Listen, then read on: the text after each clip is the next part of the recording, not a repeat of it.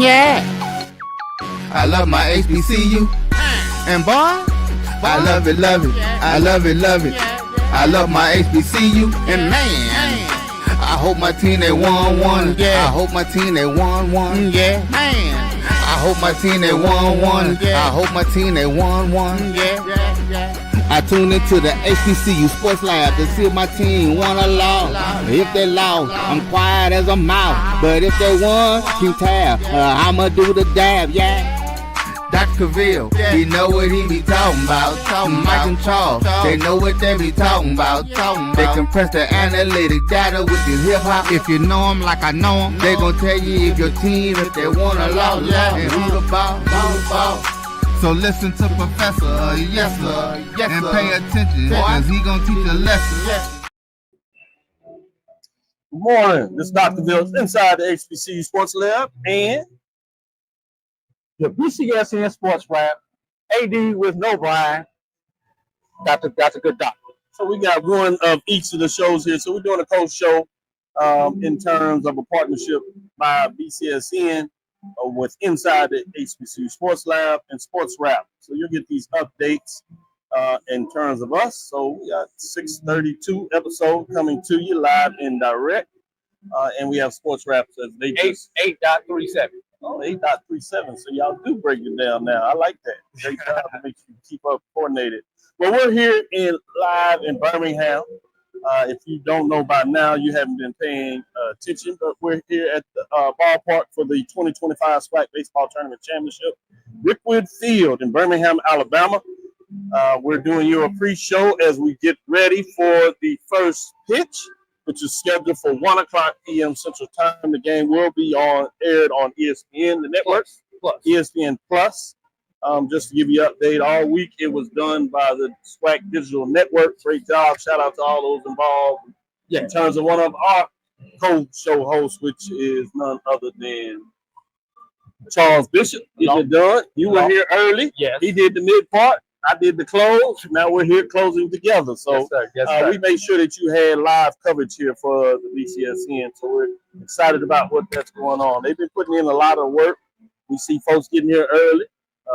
Clinton, the son here, he's doing a lot of the digital work that you see out there, getting it done, Caden. In terms of what he's able to get done, we see Bethune-Cookman's folks around here getting ready to get some good pictures going and stuff like that. So Bethune-Cookman's in the cage.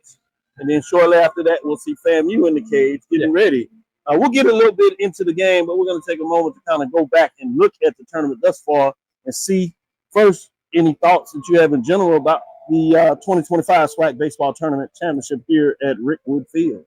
First, if you want to go and recap the tournament, please go to Black College Nine's every day. Great coverage. I did a great recap of every day of the tournament, broke down the game, stars, the who, the what, the why, and most importantly, Dr. Cavil, I decided this year to keep up with the pitch count for each team as they advance, so that when we got to today, I like that, we could kind of see who may be available, who may not be available, and then how long they may be available.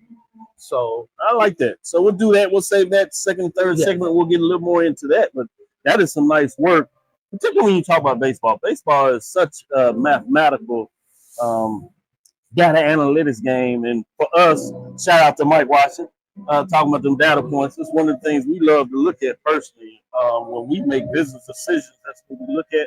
So baseball kind of leans itself towards that framework. But let's talk a little bit about the atmosphere. How have you felt about the atmosphere here at Rickwood Park? Totally different than Atlanta. Not saying it's bad, not saying it's good. It is a different vibe. I felt the Atlanta atmosphere in that particular stadium was more of a corporate atmosphere. Yeah.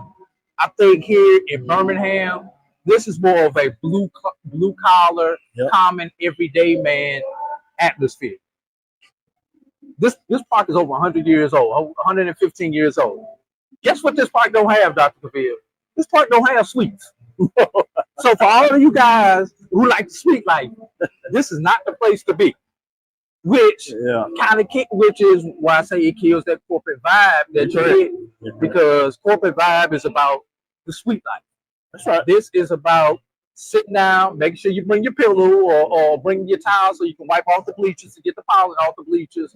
You know, this is old school Need you could see baseball. pushing if you get like my age. Yeah, this is, But not a bad seat in the house. no, You're it's not exactly right. The one thing I love about this venue is about 85% of the seats here are in the shade. Yep, I was gonna say that too. I love that. You might have It had, has the Tuskegee shed feel to it, but it's all the way across. Oh yeah, we always gonna make sure we make HBCU connect. But yeah, it really does, which gives you some idea in terms of what it looked like when you were creating facilities. Back in the day, a lot of folks did that, which gives you some framework of why the shed would even became the shed at Tuskegee. I know you can tell a deeper story than that, but just connecting those historical footmarks, I think, are important, particularly when we bring it all together. and this shed or this covering makes it about probably 15, 20 degrees cooler under the shed It's beautiful than it is when you're sitting in the sun. And I mentioned this the other day when we did a update, is that while a lot of the camera shots are on the lower seating level, which makes sense because you're trying to get into the baseball field, but you don't necessarily see a lot of folks sitting in that area. That's because most of them, Those are the sun seats. Those are the sun seats. So people want to be in the shed, so they're up a little higher into the stadium in regards to what that looks like. And I lean back trying to get a glimpse of, as you see FAMU walking on the field, the get ready as they're stretching and things of that nature, just to keep you updated what it looks like here. But the field is magnificent in terms of that, and the players have said that they really liked it. You see that ball hit that wood back fence for those that had the near home runs, and when they hit one, it's clearly out of the park. This is a big park. So you talking about seatings when you get behind home plate and coming across, it goes 25 deep. That's in the shed. In terms of the rows, and then it goes over about 27, 28 seats. Yes. So that lets you know how many seats are available, and everybody's in that area, just to give you an update of what that looks like. Shout out to Minority Baseball. I know they kind of broke social media when they put their information out there in regards to we are the problem.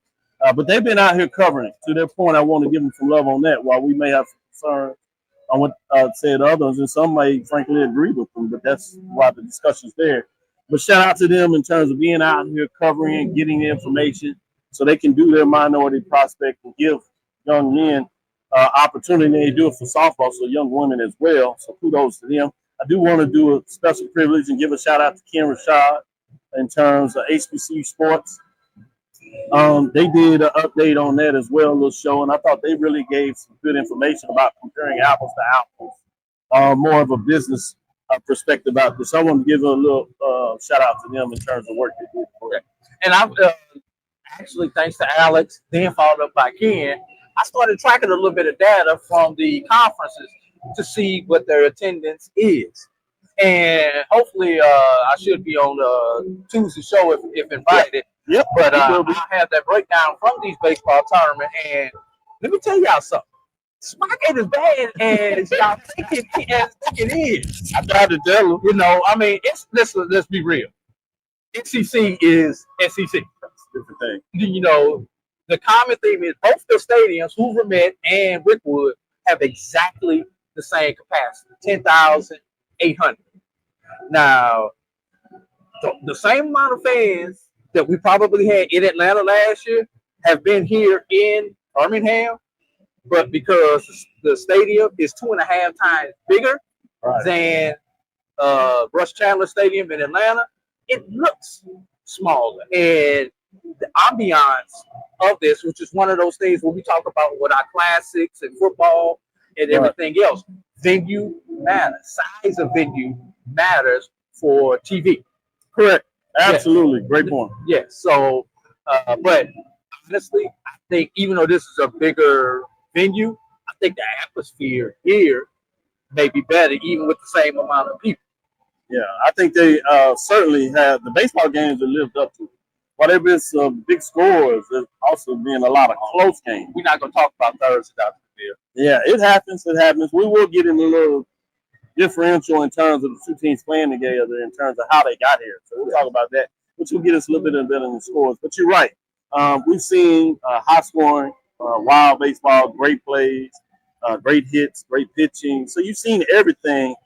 But what I love about it is, regardless, oftentimes in terms of scores, is just how intense the game is.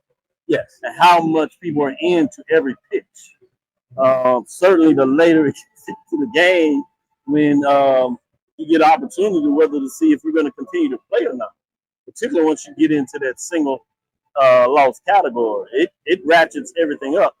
And at the end of the day, I said this also yesterday as we were talking about it. I got to walk back as we were going to the hospitality. As you talk about it, you had a hospitality suite. You had the hospitality tent. But they treated everybody well. The food's really good. People were able to get what they needed to do, get out the sun and relax a little bit. But as I was walking over there, I got the chance to kind of bump into Charles. I had my son there. Charles McClellan. Charles McClellan, thank you. Dr. McClellan. I forget that I'm used to talking about. We got to make sure I know who you're talking about. I got to make sure they know who you're talking about. Let me put it this way. The commissioner of the Southwestern Athletic Conference. And we were just chatting it up. I had my son there. And you can't get that anywhere either. Yeah. Your son basically can have a conversation with the commissioner. Yeah. And that will impact him for the rest of his life. He talked to him. And then I had a chance to share with him when Miles, which is Ryan McGinty's son, and my son decided to do their own podcast. Had nothing to do with it, but you never know what your children are watching, and that's why they always tell you they will emulate a lot of times what you're doing. So they decided to do their own show. They did their own show, and we kind of watched over it and was amazed of how much they could talk about the information, what they were doing. But I didn't realize this. It makes sense. But YouTube has a rule that you have to be 21 to do a show. So they kicked them off, ban or whatever. But we got some of the clips, and they still have the page up there. They have to have somebody 21. So I'm going to do a show or two with them. But I sent it to Charles, and he got a chance to watch it. I forgot about this maybe a month ago or so, more than that. So he asked, he said, "Hey, how you doing? Glad you can make it." He said, "I got a chance to watch the show. Great show. I love it." He said, "When you going to invite me on?" He said, "Man, you got a request for the commissioner. All of us trying to get the commissioner. Ain't nobody get the commissioner." That's all relationship. Yeah, that was cool. And as a father, son, as you can imagine, that made my day. We had this tradition now. This is our 4th year doing the SWAC Baseball Tournament. And one of the days that we're here, he has his steak knife. He's bigger now. We used to be able to split the steak, whatever. Now he wants his own steak. He's got his own steak, which is a whole nother costing thing, but we'll talk about that later. But shout out to Deuce, since he's watching Bethune-Cookman in the batting cage. Coach Hernandez, shout out to him. Has struck up friendship with him and support him and seeing how he likes to do. So we bought him some Bethune-Cookman gear. So you saw this morning. You gave him a little bit about that. I gave the business this morning. Do that. But let's take our first break. We'll come back on the other side and get a little more talk into the various games of how the teams got here before we even get into this particular matchup. Stay with us. We'll be right back after this first break.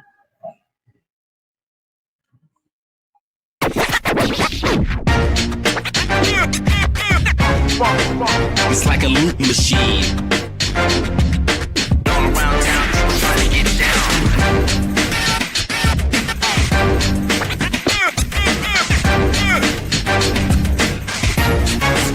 It's like a loot machine.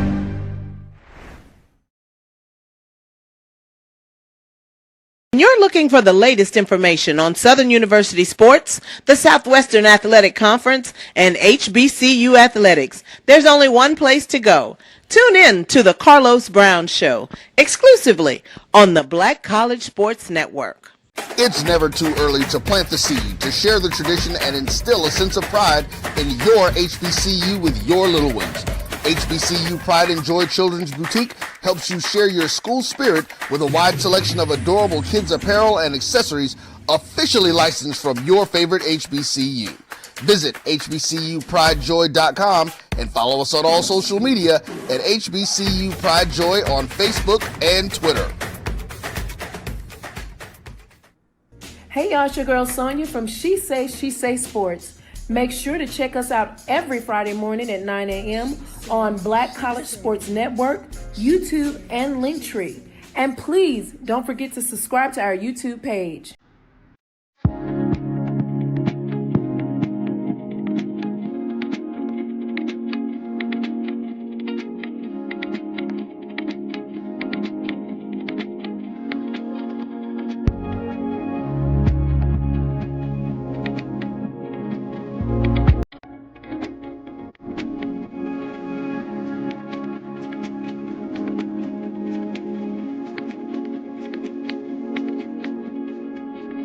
Compress the analytic data with your hip hop. If you know them like I know them, they gon' tell you if your team, if they wanna lose, and who the ball.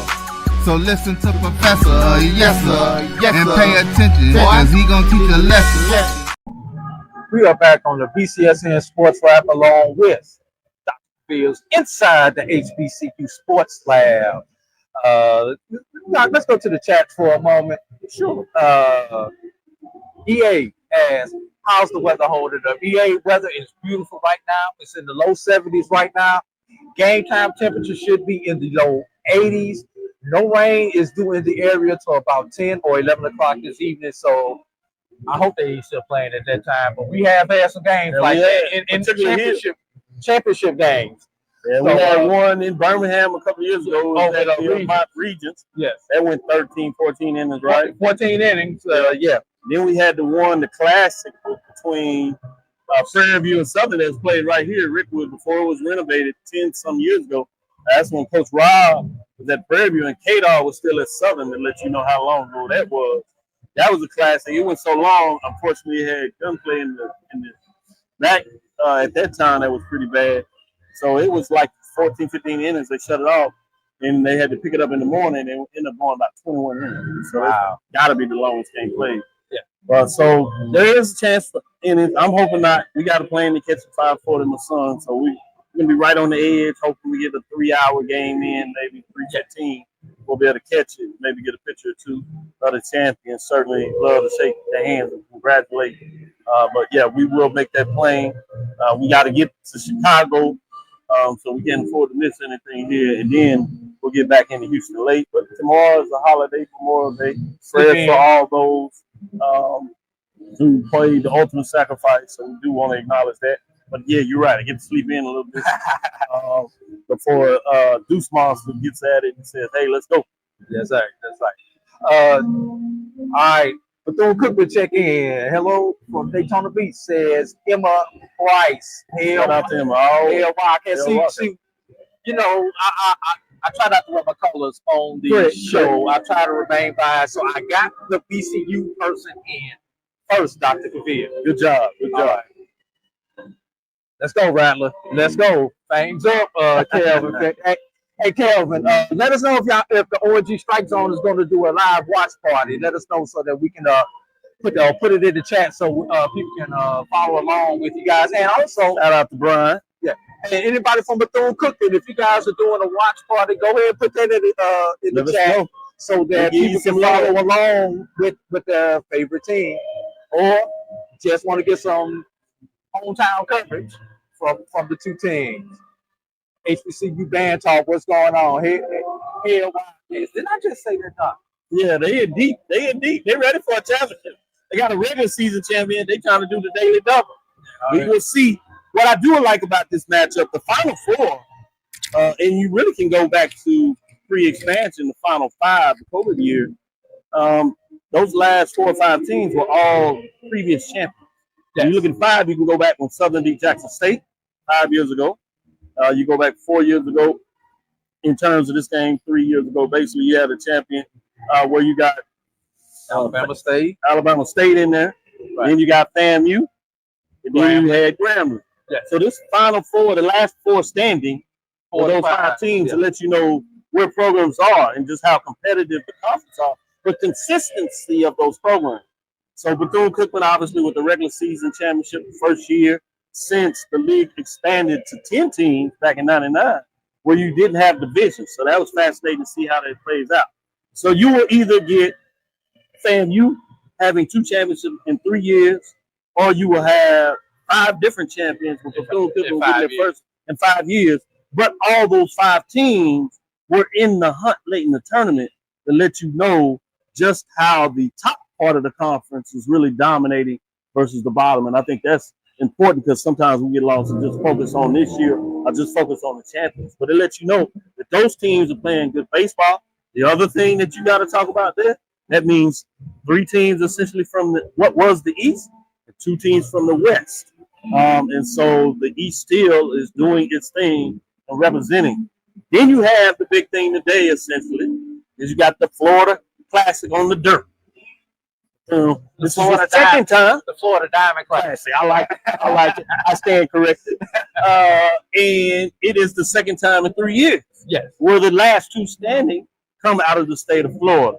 So this is a time for me to shout out and talk about Texas that says it has good baseball. It needs to get its act together so it can show up in the SWAC if that's the case. But shout out to all the teams in terms of what that looks like. I want to give a little love to Jackson State. Obviously, they were in the final there as well. So you can see that the East is pretty deep in terms of what they're doing on the baseball. Certainly don't want to leave out softball where it's no question in terms of what that looks like. But I thought that was interesting when you do look at a little bit the overall data components of what has taken place the last couple of years. Yeah. So whether it was going to be Grambling, which have been looking for a repeat, what hadn't been done in a long time, and they just missed out. They did force the if game. 10 years since we've had a repeat champion, I believe, early teens. Exactly. So also a good way, the indication of just how deep the talent is in this conference in terms of how elite the elite have to be to win a championship system. Yeah. You know, before I go any further, sure. Why did he have to put on this Earth, Wind, and Fire compilation for the pregame music? Knowing that Earth, Wind, and Fire is probably one of my favorite songs. Yeah. I saw you pausing and walking through. I'm trying hard not to pop this thing on camera. But anyway, I love it. I love it. Getting back now, Dr. Big, you mentioned the Texas school. For the first time since expansion, we've had somebody different make the tournament. The previous 4 years, we've had the same 8 teams in. You know, the order has changed, but we've always had the same 8 teams. Now, this year, one of the Texas schools had to stay at home. And the thing is, you mentioned the Texas schools, those 2 were going to be the last 2 in. One was going to get in, and the other one was going to knock the other one out. This year, just so happened to be Texas Southern got in, whereas you got out. So let's talk about the Texas schools. And this kind of goes to a conversation Coach Hernandez and I had when I walked into the park this morning. Yes, I do talk to Bethune-Cookman people, y'all, just so y'all know. So he's a professional, highly trained professional. Yeah, he wants to get all the coverage and all the details and all the information so we can bring it to you. Yeah, but you know, we were talking about, you know, I would love for this game not to matter, and what I mean by that is our conference be at the point where we get to multiple bids. That's why the SEC can play single elimination, the ACC can play single elimination. Those conferences can play single elimination because all they're doing is playing for seed. They're going to get 3, 4, 5, 6, 7, 8 teams into the tournament. Really good point. But for us to get 2 teams in, and we were talking about our schools have to do better with their non-conference scheduling. Now, when you go out and do that, obviously the other thing is you got to win those games. That's 2 parts. Yeah. Florida schools, definitely, the Florida schools always rank in the top in the nation as far as toughest schedule, the 2 Florida schools we have. You know, Texas schools, I'm a little disappointed in the Texas schools because of the wealth of baseball opponents, quality baseball opponents in Texas, that they don't go out and challenge those other opponents. The Louisiana and Mississippi schools, I kind of understand because there's not as much of a quantity of high caliber opponents in those areas where you're going to drive 2-3 hours on a midweek game. But for the Texas schools and the Florida schools, and even the Alabama schools, because they are close to some of these Georgia schools, they have no excuse, Dr. Cavil, in my opinion. Yeah, I think that's a really good point that we need to break down and look at it. And I've even split it up between the Texas schools. I think Prairie has done a relatively good job of scheduling D1 schools. Personally, I don't have a problem with the D2 or NIA here and there on the schedule, particularly for midweek. I mean, the reason why, because I certainly know the concern overall. The reason why is the HBCUs. So it's the same thing we do on the money side. If we don't play money side game for football, then I don't have a problem baseball giving some love to the NIA D2 HBCU schools in terms of, because they pay them, to be frank. Now, again, Prairie View does a better job of scheduling D1 because it has the facility and it can get the schools in. So it plays Houston Baptist, it plays Sam Houston State, it plays Stephen F. Austin home and away in those games. One of the challenges with Texas Southern, and that's why them getting that own ballpark is going to be extremely important. It plays in McGregor Park, and it's hard. I've seen them try to schedule midweek games. Folks do not want to come and play in a public park in the week. So their scheduling is not so much that they want to play a lot of NIA schools. They literally can't get Division I schools at home. So they have to play it on the road. Which and there are no D2s, HBCUs in the state of Texas. Yeah, there are some D2s, but they're way out. They're like East Texas. You know, Texas also the other thing is so I mean HBCUs though. No That's D2. I'm sorry. No D2 HBCUs. Yeah, just right. NAIA. Just NIA. So you don't even have the D2 backup. You're exactly right. So the closest D2 would be Lane. Wow. You think about Lane, Tennessee. Jackson, Tennessee. Yeah, that's not feasible. Are you getting into you got to get into Alabama before you see with Miles, Tuskegee, in terms of those schools. Everybody else, Louisiana is full of NIA schools. So even D1 to NAIA. Yeah, D1 to NIA. So that's the other thing that I think you got to also think about in terms of what that is. In the state of Florida, you have a couple of D2, but a lot of over the last 10, 15 years, which could be the blessing and the curse, a lot of those schools that didn't have football or were NIA, they moved to D2, and a lot of them moved to D1. You got a lot more schools that you can play. Even in South Georgia. Yeah, even in that region, that helps in terms of scheduling. But to your overall point, there has to be an adjustment made. But even playing those schools, I think the most important point that you put out there is you got to win. Well, to win, that means there has to be a bigger commitment to baseball. I think one thing that the Florida schools should get credit for is the ability of those coaches to overcome, because they're not necessarily getting that much more support than the others. I want to put that out there. I would love to say that it is the fact that the Florida schools are getting the financial support to get what they're getting done. No, these are coaches that are finding a way to get support from key alumni, the key business partners, or just the resources that they have in relation to getting done. Now, Alabama State, shout out to Dr. Cavil. From an AD administrative position, they get support from city, but they're also getting internal support in terms of financial means to be where they are. I want to make sure I shout them out. Jackson State is interesting because Coach there is able to really do a lot. He has a strong relationship. He pretty much go get the money he needs to support his program. And he's done so well and has so many relationships he's been able to do that. Ashley does put some support in there, but those are things that we need to consider. Although Southern, for example, has one of the highest revenue sports, they don't necessarily put a lot in baseball. That's a very proud program of people high on the coach, but if they got to make more of a commitment to that coach and then be able to really decide whether it's a coach or not. So that's what I like to look at when we talk about this. Let's go to the specific programs and talk about their unique situation. Arkansas Pine Bluff is going to be interesting. They don't put a lot in there, and so they went outside the norms in terms of coach they got. And he was almost close to getting the job at Houston Baptist to let you know that credibility he has, the quality he may bring in, it seems, the second half of the season. So that's something we got to follow too. Alcorn, obviously, they're struggling. They don't put a lot of support in there. Valley, they're struggling. They don't put a lot of support in there. So that's not something that can be done really from the conference level. They can push it and tell them that's individual schools. The other thing that we got to be honest about is enrollment drives the financial support you have. You have schools like Prairie View that's at 10,000 students, Texas Southern at 8,500, Jackson State and Southern at 7,500. They're going to be in a different disposition.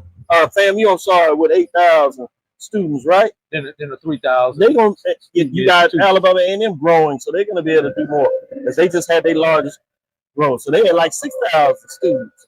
But when you start talking about Valley, Pine Bluff, and Alcorn, when they have less than 3,000 students, that's tough. Where are you going to get that money from when a lot of it comes from your student base? Unless you're going to charge them more, and we really can't afford to charge our students on Pell Grant alone more than what they need to because they got to pay it back in terms of the job market.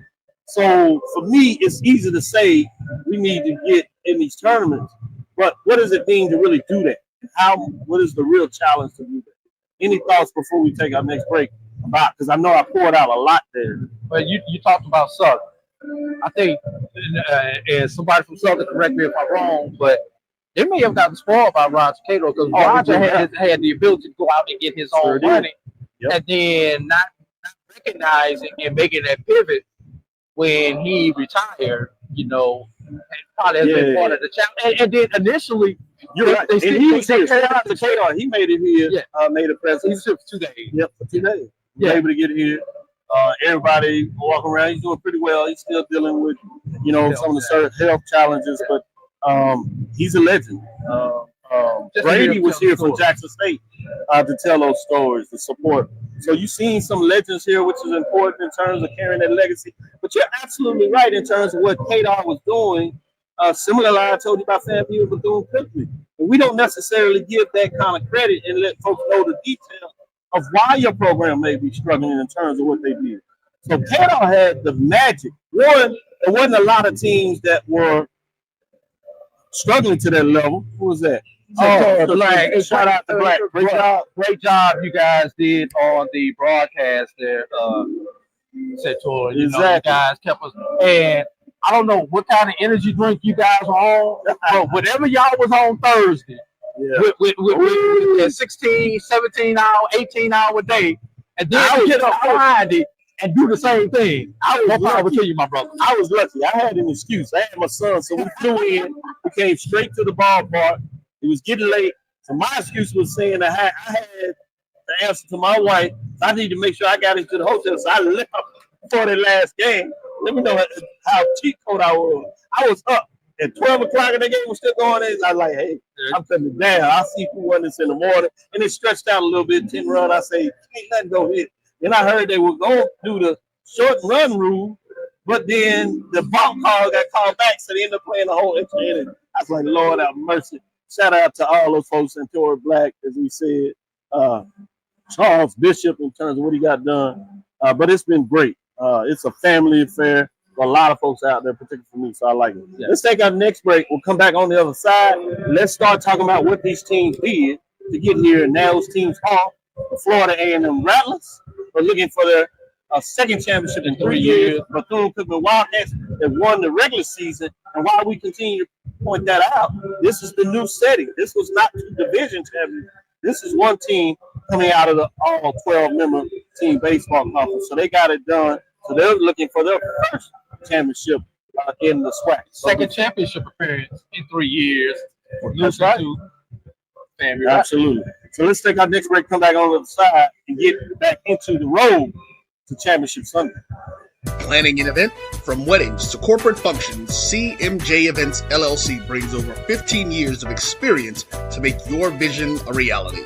Based in Metro Atlanta and serving statewide, even internationally, we provide versatile event planning and authentic catering cuisines tailored to your needs. Whether it's pre-game meals for student athletes, fundraisers, weddings, corporate functions, CMJ Events LLC is your one-stop solution for exceptional service and unforgettable food. Our diverse culinary heritage means we cater to all cultural tastes, dietary needs, and food restrictions, making every meal uniquely yours. Let's make your next event unforgettable. Visit us on all social media at CMJ Events LLC or email us at cmjeventsllc@gmail.com. Also give us a call at 404-664-3882 so that we can start planning now. Compress the analytic data with your hip-hop. If you know them like I know them, they gon' tell you if your team, if they want to lose, and who the ball. So listen to Professor, yes sir, and pay attention, cause he gonna teach a lesson. This is Dr. Cavil with Inside the HBCU Sports, and we have AD Drew here with Sports Rap of the BCSN Network. I am a son. I want to give everybody a shout out. I don't know if you can tell who he's rooting for. That's why I gave him the business earlier, y'all. That's why I gave him the business earlier. Coach Hernandez knows how to make sure he supports his fans. But let's get back into it in terms of the road to this championship. Let's start with the number 1 seed that won the regular season by basically half a point to let you know that how close it was between these two teams. Bethune-Cookman comes in with the overall record of 37-21, 24-5 in the SWAC, and 3-0 in the tournament. The first game was against Texas Southern, 5-3. Texas Southern jumped out 3-0. They walked them down slowly throughout their game. Were able to get it done. Then they had Alabama State. I've been fascinated between these matchups because, we were following this week to week. Love the way things ended at the end of the season because you had to keep your head on the swivel. Those that followed us broke down all the different scenarios of what that looks like. But this matchup between Alabama State, all 5 games, Bethune-Cookman has won. One run. It's 5 by 1. If I'm right. 4 of them by 1 run. Yes. 2 of them went to extra innings, and even the 5th one outside of it was just 2 runs. Yes. So Alabama State loses to Bethune-Cookman the first game 9-8. Then you have that game on Friday. If they win it, they get a day off. They lose it, you come back, and you got to try to get 6. Which is crazy. And, at some point, this baseball number, you believe you're going to run out. So you're like, I want to get it done. But it was crazy. This went into 10 innings, comebacks, everything in there, like the whole series. They defeat Alabama State 8-7. So that was one side of it. So that's fascinating when you start looking at the tournament leaders, if you will, from Bethune-Cookman. And this is all courtesy of AD Drew. You can go to Black College Nines and get this information as you want to watch and look at names you should watch throughout this tournament. But Jeter Padello, the shortstop, is 5 for 10, batting 500. A double, 3 runs in terms of what he's got done. Daniel Figueroa, center fielder, 5 for 9. He's batting 556. 2 doubles, 4 RBIs, and 2 walks. Darrell Lee, left fielder, 4 for 8, batting 500. 2 doubles, 3 RBIs in terms of what he's getting done. Then you have your right fielder, Sergio Rivera, who's 5 for 9, batting 556, 2 doubles, 3 RBIs, and a stolen base. They are batting hot, those bats. So you can't really bat around. At some point, you got to find a way to get it done. But the season leaders, it's different. What you find out in the tournament. It seems to be always different folks that are going to rise to the game. Last 2 weeks, we're going in. What did I say? Who will be their hero? Somebody who we have not talked about all season long. That's right. Who's gonna come through? And based on those, I can't really say it because all these names I've heard from throughout the season. Right. So, we really can't say somebody has been the unsung hero. The whole damn team been good. Oh yeah. That's not the way you win a regular season in this conferences, as close as things are. But Andre Martinez, 349, 19 home runs, 59 RBIs, slugging percentage at 730. That's ridiculous. Jesus Venegas, that's exactly right. 300 average, 16 home runs, 47 RBIs. Rodriguez, 360 average, 13 home runs, 41 RBIs. Team batting average, 306. SWAC only average top 9, 315. They top 9 players are batting 315 or above. That is ridiculous. Let's go to the arm. Pitching this season, Edwin Sanchez, 8-1, 3.06 ERA, 85 Ks, and 70.2 innings pitched, which I'll let you break down these innings pitched and really tell me what you think on that. Joel Core is 5-1, 4.91 ERA, 70 Ks. Carlos Jasmine is 2-1, 4.21 ERA. Roncel Diaz is 5-4, 5.32 ERA, 35 Ks, and 22 innings pitched. Yansel Diaz is the last one I just told you about. So the team ERA is 5.24, SWAC play is 4.50 ERA in May to really let you know where they are late in the season when arms get tired. But it's interesting to see what they're able to get done. So here's what you want to look at. Total arms available. Now, this is some good data points. Shout out to AD again.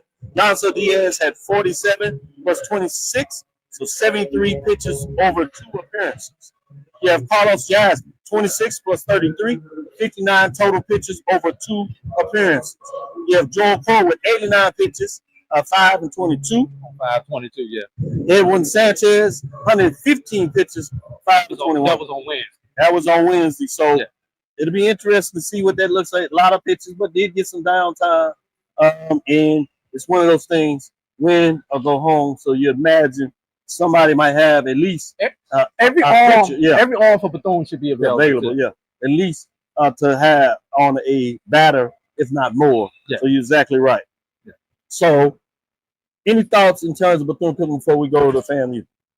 Right now, your leading candidate for tournament MVP, if should Bethune-Cookman win today, I think will be Danny Figueroa. 5 for 9, 556, double 4 RBIs, couple of walks. I mean, if he has any kind of day today and Bethune-Cookman picks up the win, he's got to be your leading candidate for a tournament MVP, Dr. I like that. Great point. Very true. Yeah. So let's break down number 2. FAMU in the standings, they were 33 and 24, 24 and 6 in the SWAC, 3 and 1 in the tournament, and this is what they had to do in the tournament. You'll notice something here. They either were eating well or not so well. Right. But it wasn't anything really close. Southern, they defeated 9-1. Bats came out, got it done, pitchers held up. Grambling, the first time they saw them, was a 14-4 in-run rule, essentially. Then they lost to Grambling 4-13 when you had late in that game, you had the shortstop get hurt. So it'd be fascinating to see because that was the question on Saturday. Emotion. Would they be able to do it? And I think there was a key part in that game. When Grambling scored 1 run, but they had the bases loaded first and second, and FAMU was able to get out of it. And the second time was really impactful because they got some key strikeouts because there was only like 1 out with the bases loaded. Yeah, I think that was huge in terms of them really being able to gather themselves and now let's just play baseball and kind of do it for the shortstop that got hurt. And so they came back Saturday and put up 9 runs to shut down Grambling early in that contest as well as they got out and then the pitchers settled down and threw most of the game. Now, keep in mind, Saturday, remember, Grambling scored the first run. Correct. And then that was it. That was it. That was it. But they had run opportunities. But Grambling left credit to FAMU. Yeah, both. Yeah, multiple times.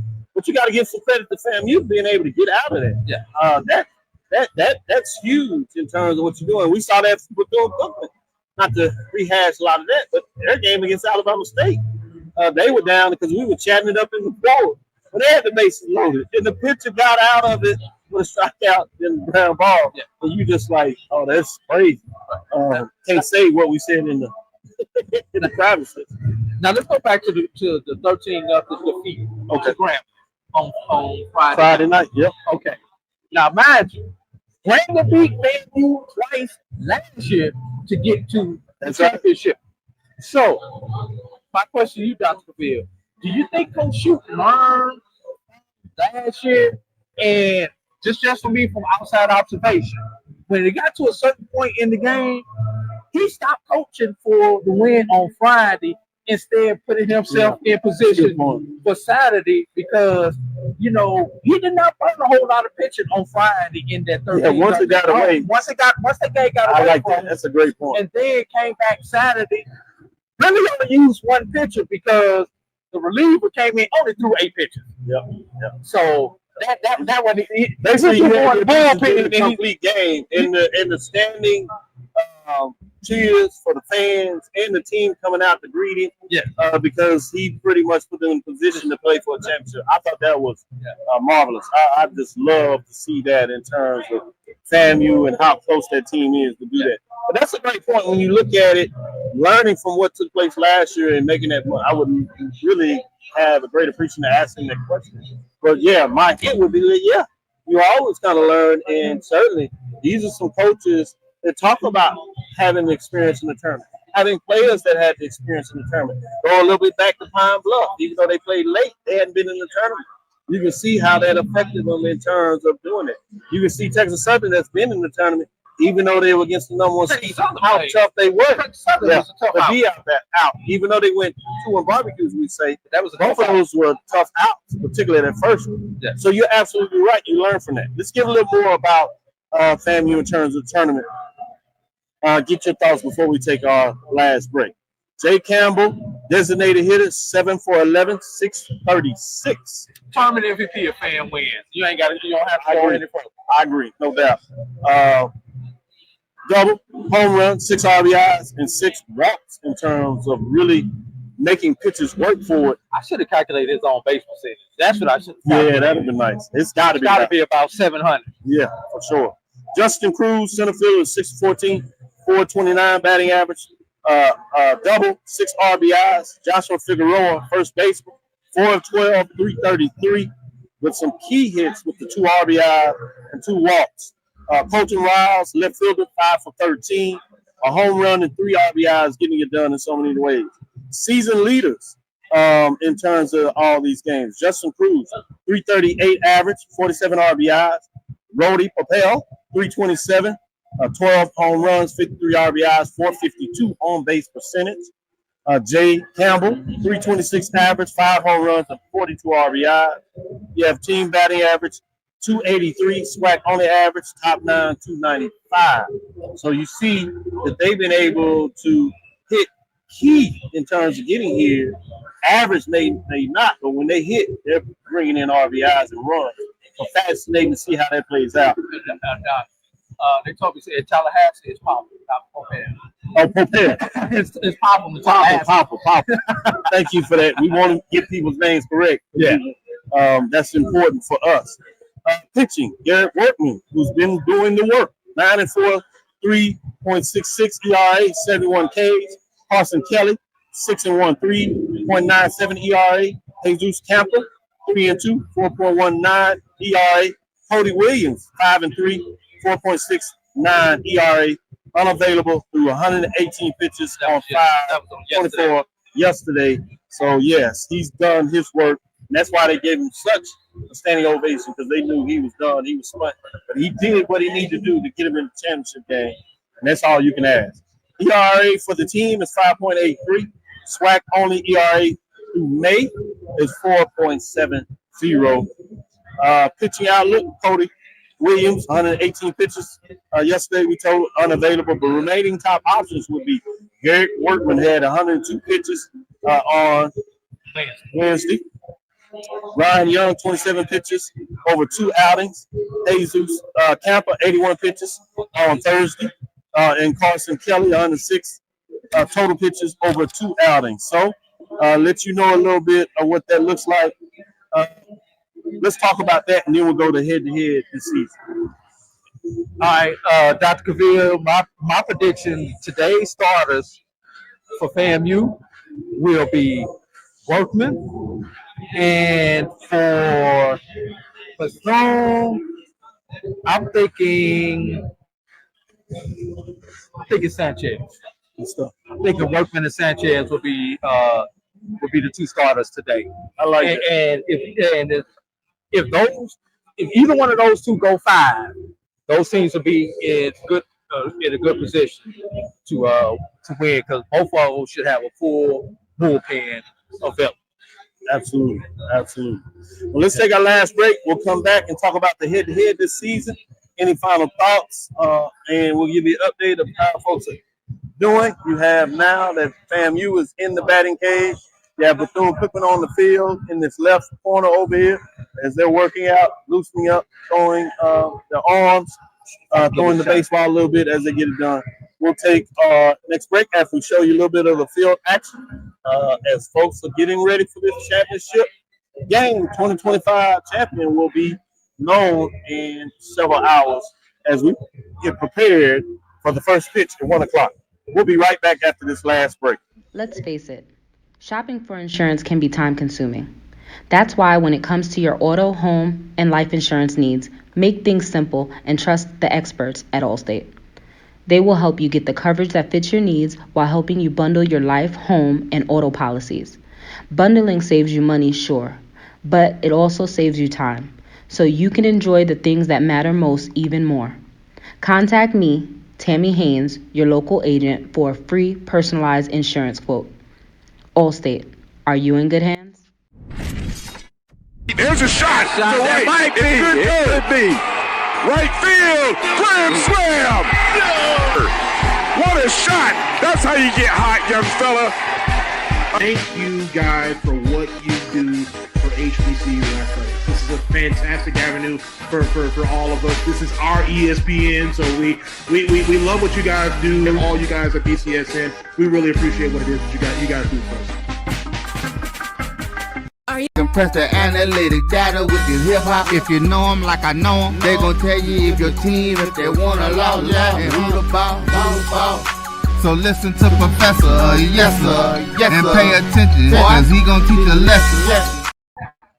We are back on the BCSN Sports Lab and Dr. Cavil's inside the HBCU Sports Lab. I want to thank each and every one of you all for joining us here today on this combined show. Doc didn't bring a show to us on Thursday because he was traveling. We're not, Sports Lab will not be bringing the show this evening. So this is our makeup office hours, Dr. Cavil. Yeah, that's right. This is our makeup hours, and we go ahead and do it together. But thank each and every one of y'all for getting up and joining us this morning. Some of you guys, please don't have us on the church, y'all. You know, I hope you're gonna go back and watch this. Yeah. For those of you all who at the house, you know, we appreciate y'all all in the car or wherever you are, maybe even at work, Dr. Cavil. We appreciate y'all for joining us. Make sure you hit that like and subscribe button.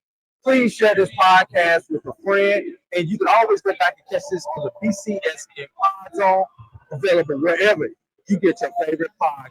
Google, Apple, iHeart, Spotify, you name it, we are there. Now, Dr. Cavil, this pains me. This section right here, the head. Bethune-Cookman has cleaned the house with the orange and green. They have brought out the brooms, even brought out the vacuum this year.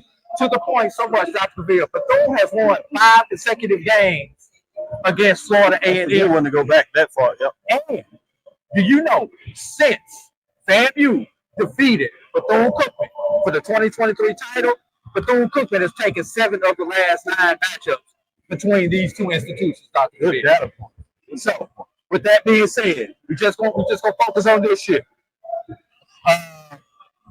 FAMU on April 17th won 8-3. On April 18th won 5-2, and on April 19th won 9-2. So Bethune-Cookman has won all those games. One thing we do need to keep in mind that the games were in Daytona. You know, which is actually those games were in Sanford, in Orlando, which brings up another point. You know, we talked about, but it was home games for Bethune-Cookman. But Bethune really does not have their own stadium. You know, they have an agreement with the city of Daytona to play at Jackie Robinson Stadium. But when that is booked, or when other events are going on, it is a minor league ballpark. They get bumped, and they have to go down about 45 minutes away to Orlando to play in Sanford Stadium, which is another historical venue. Yeah. So as far as historical venues go, this is one team that is used to playing in historical venues and understand the significance of playing in those historical venues. Dr. Cavil, let's look at some of the real data points here. We've already went over the conference records and overall records. Batting average. On the season, Bethune's batting 306, FAMU is batting 283. But in conference play, Dr. Cavil, Bethune rolls up to 320 and FAMU bumps up to 300. Ooh. But in the tournament, FAMU has come back. Bethune has come back a little bit. They're batting 313 versus 320 in the regular SWAC season. FAMU has continued to improve. They're batting 310 in the tournament versus 300 during the conference season. I like that. Good breakdown. Yeah. ERA. Bethune, regular season, 5.24. FAMU, 5.83. They're right there. In SWAC play, Bethune 4.75, FAMU 5 even. Right there. But in the tournament, Bethune's ERA has ballooned up to 5.89, whereas FAMU's ERA has improved to 4.78. That's a good point when you break it down. Yeah. Let's get into some fielding. What do you think about the fielding percentage you did overall? Bethune-Cookman at 959 and FAMU at 965. But for the tournament, they're still relatively high. In fact, they have improved from a Bethune-Cookman perspective at 972. Drops off ever so slightly, 9.57, just to be exact. So it's interesting, and they're playing really good baseball on the field. Not a lot of errors. One of the things that probably hurt Grambling a little bit was just that. You saw a couple of errors that they had in their games that they lost, although they hit quite a bit. Getting into hitting, slugging, and all base percentage, you have 527 and 423, and then you have for FAMU 443 and 396. So interesting when you look at that. Runs and RBIs, 483, 418 for Bethune-Cookman, 400 and 347 for FAMU. Last run is home runs and doubles. 82 versus 125. A little closer between the two when you look at FAMU, 55 and 83. So to sum it up, both these teams can hit the ball. But Bethune hits the ball a little bit better than FAMU for more power. We talk about this slugging percentage with Bethune. Bethune has come on late. In every ball game, they have pushed the envelope late. Whereas FAMU has pushed the envelope early in every ball game. So it's going to make a dynamic contrast in style to see who's going to do what. With Bethune get off to a hot start, I think that's going to be key for them. Can they get off to a hot start? Because we see what they do late. Correct. And then on the flip side, does FAMU continue to get off on a hot start? And then can they hold Bethune off late? And will they be able to have a late rally if they should need it, Dr. Cavil? Yeah. Let's talk about some of the key matchups, Dr. Cavil. Go ahead. You know, FAMU brings in a powerful four, Campbell, Cruz, Popper, who I believe he got walked intentionally twice yesterday, if I remember correctly. Sure did. Riles. I mean, Campbell right now, tournament MVP for FAMU. No doubt. But Bethune, Riviera, Polito, and Figueroa, I mean, who's been hot? Yeah, I couldn't tell you. You can pick it in. You throw it up there, flip a coin. All of them been in the business. So FAMU gets it done with the top of their lineup. Bethune gets it done with the middle of their lineup. Yep. So that's going to be key. Pay attention to that. Yep. You are, and it's key for your pitchers and what that may mean for the coaches in terms of matchups, particularly if the game is close or somebody's trying to hold on with the other team surging. It'll be very important to look at that. Good call. Bullpen depth. Bethune-Cookman holds the edge here. With more rest, balance across the staff, HBCU has had used this bullpen strategically, and Diaz and Jasmine are reliable late-inning arms who can handle pressure. FAMU Workman and Campbell are reliable, but may be nearing fatigue. Florida A&M may need a mix and match approach, which is similar to what they did 2 years ago. Yes. Bethune-Cookman came in there with a little more arms at that time as well, but FAMU was able to get out a lead. And Bethune-Cookman always seemed to be kind of stretching to get back into it and couldn't use the arms that they would like because they were pushing through trying to catch up for most of the game. I think they tied it late, and then FAMU had a couple of key plays to get over the hump. So you're right. It's going to be interesting to see how those puzzles of the pieces come together for this matchup. Go ahead. All right. It's real simple, Dr. Cavil, as we get ready to close this out. VCU is looking to continue to do what they have done all season to my Raptors. Great call. Yep. Yeah. 1 through 9, Bethune probably has a better overall bat lineup than FAMU 1 through 9. But like I said, the top of the FAMU's order, they have carried this thing. And they have gotten lucky with, I was thinking, like, they have gotten good. If one or two of them bottom people in the lineup get on, and then allow those the top of the lineup to get there with RBI opportunities, watch out, y'all. FAMU looking to get back. what they had 2 years ago, Dr. Cavil. They've been there. They have the experience. I think those are great points that you bring out there in terms of what all this means for so many people. So it's fascinating to kind of see who's going to get those edges in terms of what that looks like. So much on the line today, bragging rights for a year. And this is the new era of the SWAC in terms of all teams playing the regular season, not division lineups. We saw one new team into the tournament. You still had it broken down. If you were looking east and west, you still had 4 from the east, 4 from the west. So that didn't necessarily change. Just changed one different team from the west got in, which is Pine Bluff over Prairie View. So credit there. It's important to say what that looks like. And then also I think it's fascinating when you talk about that the tournaments. They did catch what we pointed out, but it was late, as you alluded to, probably what happened in terms of the 3-6-4-5. So that probably will be different next year. Oh, somebody did? Yeah, one of the coaches caught that, and they admitted to it and said, hey, we sent it out. Just like you said, nobody caught it. It was so late that they couldn't do it. So you imagine next year you'll see more of the traditional 18. Yeah, where you have the 1 versus 8, and then the 4 versus 5 in the same bracket. In the same bracket. So we'll get a chance to see how that mixed it up. This year, what was interesting, you don't get your normal East-West matchups, 1 versus 4, right? And so we had a couple of games where you had 2 teams that would have been in the same division 2 years ago playing up and how that ruled out. One of the things we need to talk about is what was the East. Those were 3 of the 4 final teams. The first 2 teams to go home were formerly out of the West. It's Texas Southern and Prairie View, even though they played really good baseball. Third team to go out also is out of the West, which is Southern in terms of what that looks like. But fascinating when you kind of talk about, if you looked at it from East to West, you had the East still dominating in terms of those wins. I think they were 4-0 early into the matchup.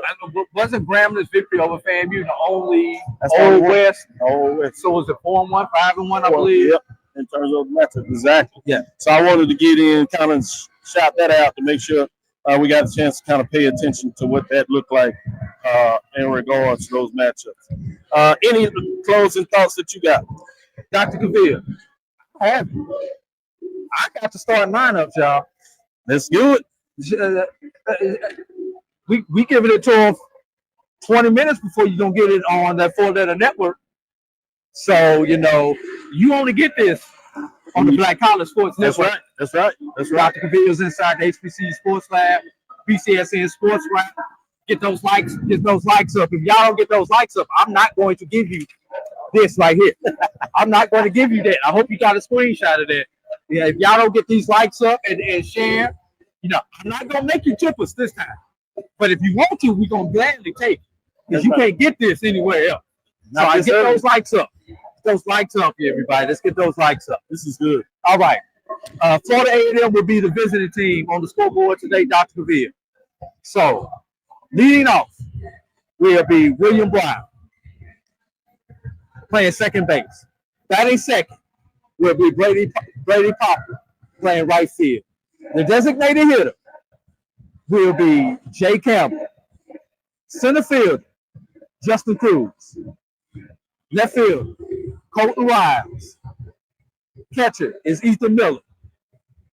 Matthew Perez will be at third base. Jose Figueroa will be at first base. And the shortstop will be Justin Lopez. That is your starting lineup for your Florida A&M Rattlers. I'm going to hold off on the pitcher, Dr. Cavil, because I want to hold the suspense right now on who the starting pitcher is. But that's your batting 9. What do you like about that lineup, Dr. Cavil? I see that he's kept it pretty much the same as what he's done all tournament. And so you got to look for FAMU if they're able to strike. It's going to be at the top of the lineup. And I mean strike again, as they would like to see in this championship game. But that's going to be interesting to see what they do. I think the key thing, though, is can you get any support from the bottom of the line? If you get a little push there, and you would have liked your chances if you're FAMU, if they're able to give you anything in terms of some key RBIs, key hits, or just setting up for the top of the lineup when it swings around. Before we go any further, our thoughts and prayers go out to Jalen Niles from Florida A&M. He had successful surgery on yesterday. So thoughts and prayers are with you, Jalen Niles from Florida A&M. One of those key figures from 2 years ago. Correct? All right. Let's go down to the Bethune-Cookman lineup.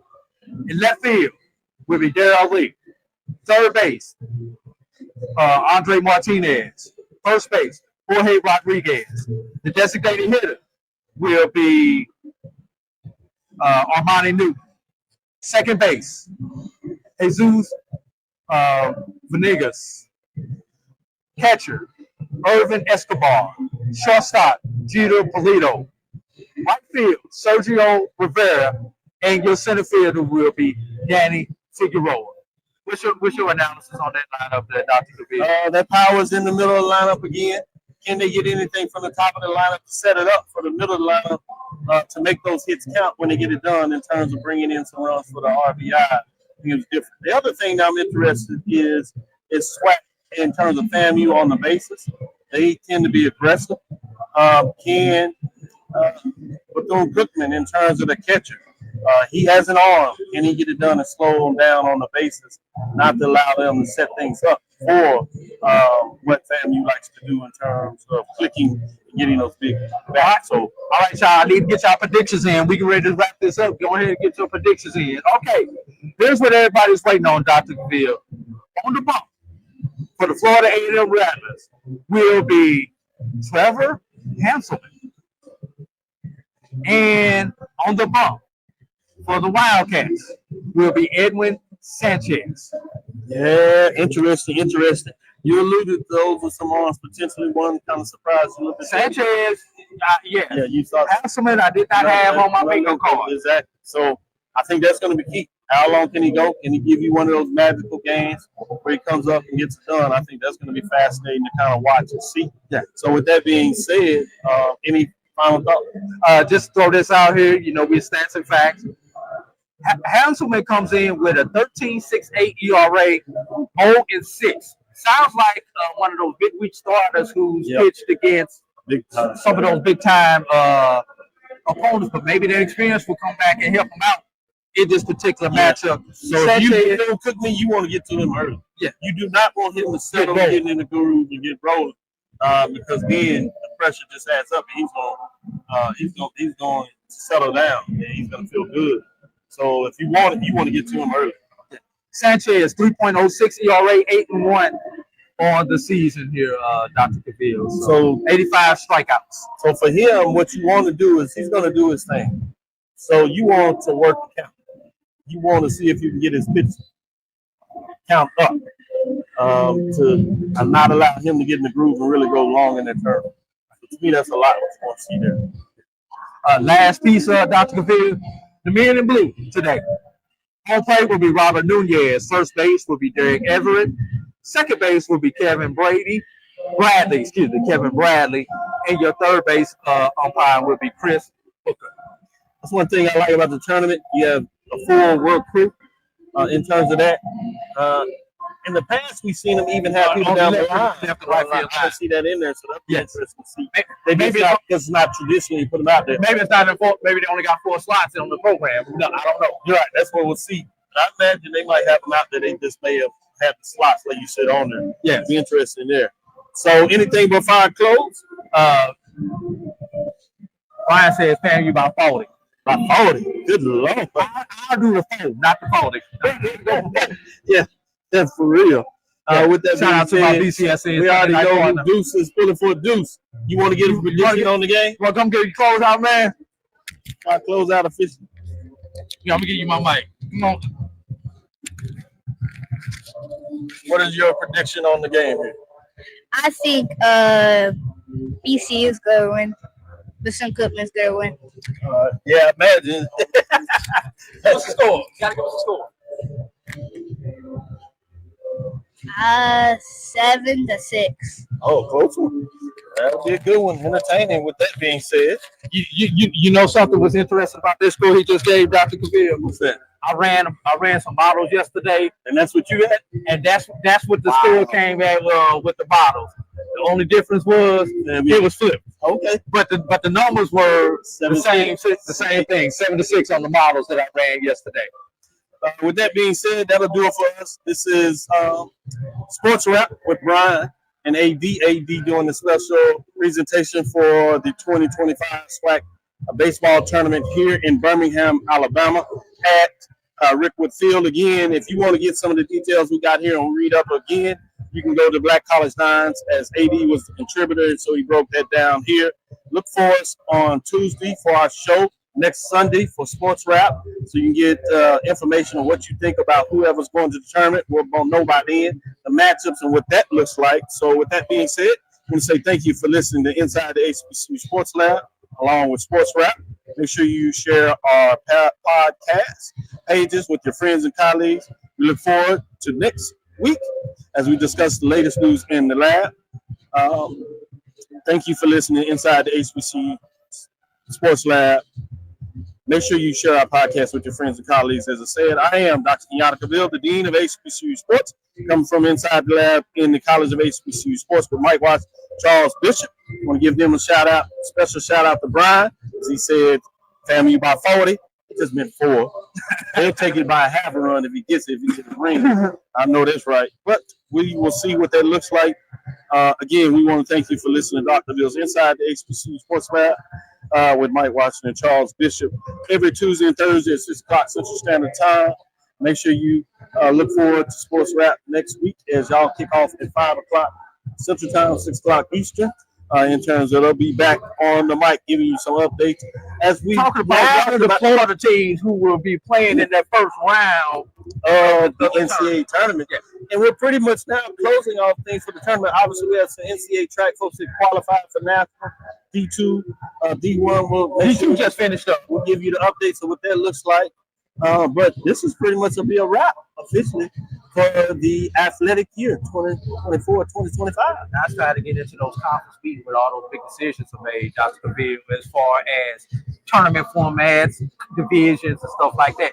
This is where the fun stuff starts, because we are hearing softball might be coming to a single season, so it'll be interesting to see what that looks like. Media days coming up in about 6.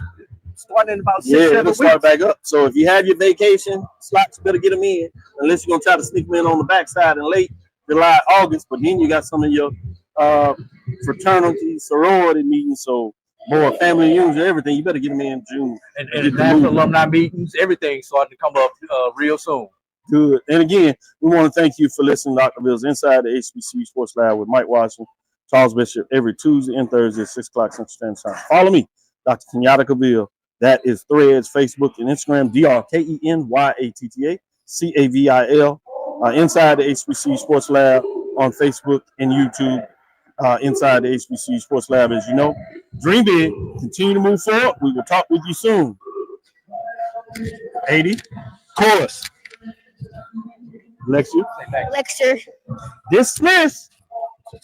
Hey, flip over to ESPN Plus, catch the game, everybody. Make sure you turn it on. We need the numbers.